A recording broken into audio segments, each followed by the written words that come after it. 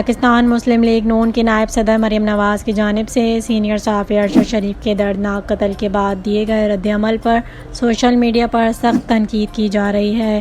مریم نواز نے ارشد شریف کے تابوت کی تصویر کو ٹویٹ کرتے ہوئے کہا کہ مجھے اسے ری ٹویٹ کرتے ہوئے اچھا نہیں لگ رہا، لیکن یہ بنی نوع انسان کے لیے ایک سبق ہے جسے ہم سب کو اپنانا چاہیے۔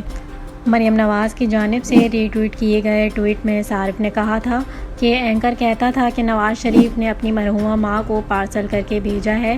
اس اینکر نے بہت پروگرام کیے جس میں دوسروں کی بیماری اور موت کا مذاق اڑایا۔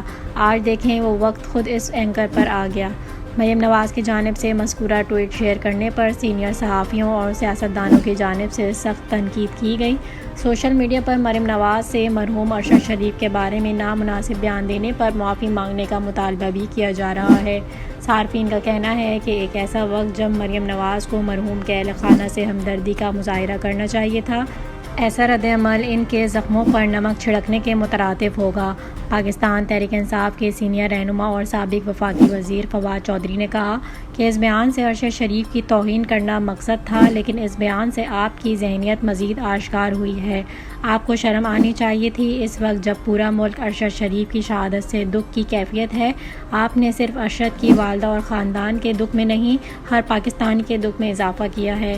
فواد چودھری نے کہا کہ آپ کو شرم آنی چاہیے۔